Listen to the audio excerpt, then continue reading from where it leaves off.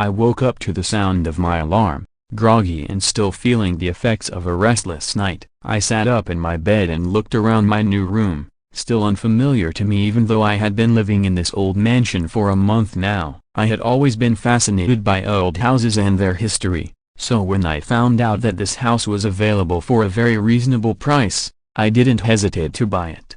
But ever since the first day I moved in, I had a strange feeling that I was not alone in this house. I brushed it off as my imagination, but as the days went by, the feeling only grew stronger. Strange noises in the middle of the night, doors opening and closing by themselves, and the constant feeling of being watched. I had tried to rationalize everything, blaming it on the old house's creaky floorboards and drafty windows, but deep down, I knew that something was not right. And that morning, as I got out of bed and walked to the bathroom, I saw it. In the mirror, the reflection of a woman standing behind me. I turned around quickly, but no one was there. I tried to shake off the feeling of dread that was slowly creeping up on me and went about my day, but the incident had left me on edge, and I couldn't shake off the feeling that I was being watched. That night, as I lay in bed, I heard footsteps outside my door. I thought it was one of my neighbors, so I got up to check, but as I opened the door,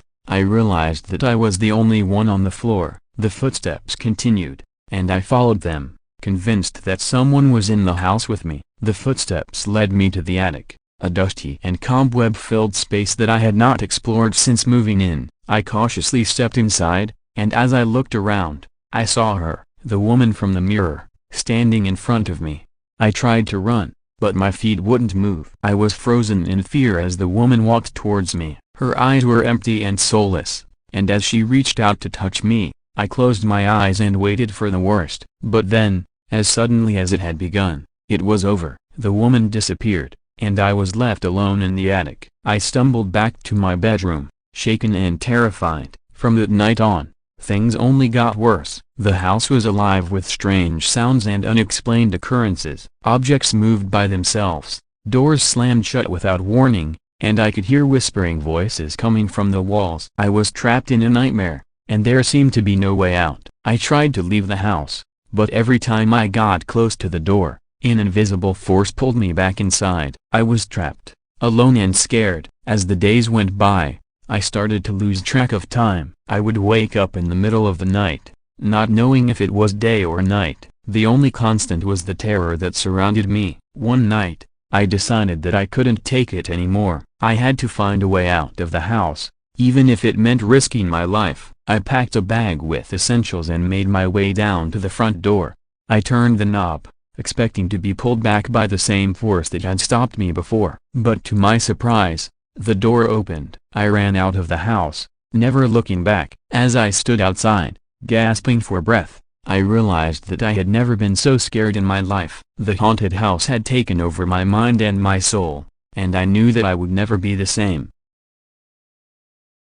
As I approached the house, I felt a chill run down my spine. It was an old, dilapidated mansion that seemed to be abandoned for years. The windows were boarded up, and the front door creaked ominously in the wind. But I had to explore it. I had to know what lay inside. As a paranormal investigator, it was my job to uncover the truth about haunted houses, and this one was said to be one of the most haunted in the country.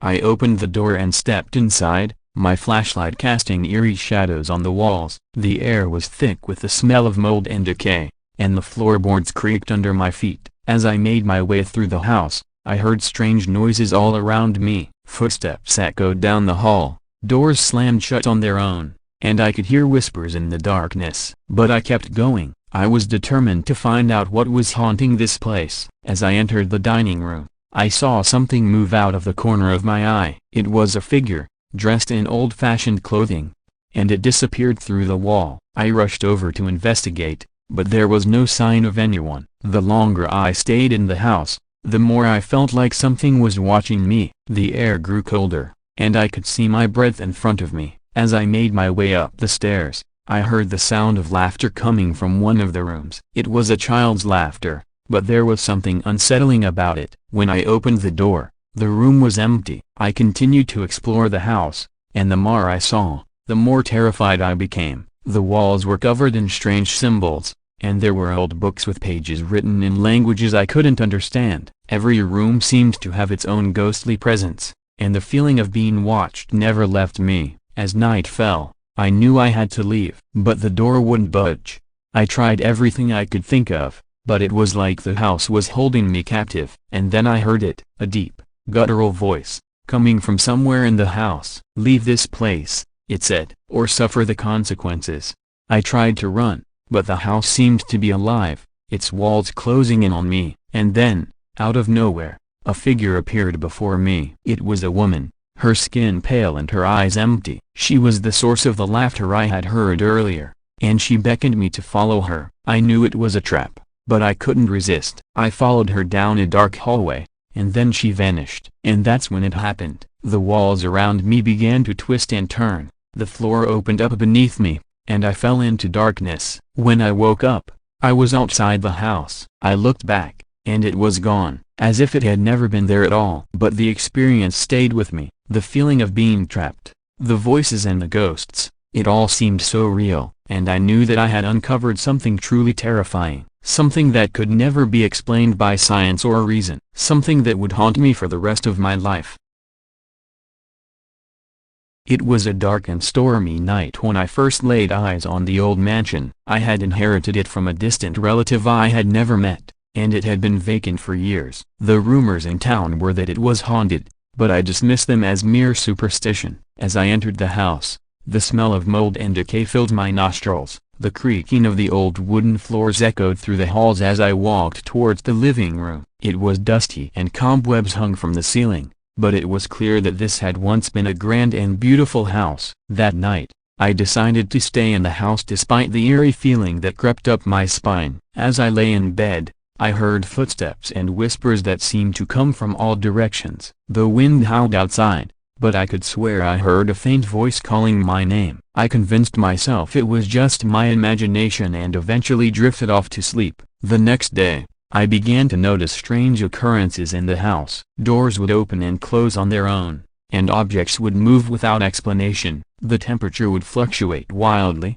and I would often feel a sudden chill even on warm days. I couldn't shake the feeling that I was being watched. One night, I woke up to find the silhouette of a figure standing at the end of my bed. It was a tall and thin figure with long hair and pale skin. It just stood there, staring at me with empty eyes. I was paralyzed with fear and could only watch as it disappeared into thin air. As the days went by, the haunting intensified. I would hear screams and moans coming from the walls, and strange symbols would appear on the walls in blood. The atmosphere in the house became unbearable, and I could barely stand to be alone in the house. One day, I decided to do some research on the history of the house. I discovered that it was built on the site of an old cemetery, and the previous owners had reported similar hauntings. There were stories of a witch who had been burned at the stake on the property, and her vengeful spirit had cursed the land. I knew then that I had to leave the house, but the spirits had other plans. As I packed my bags, the doors slammed shut,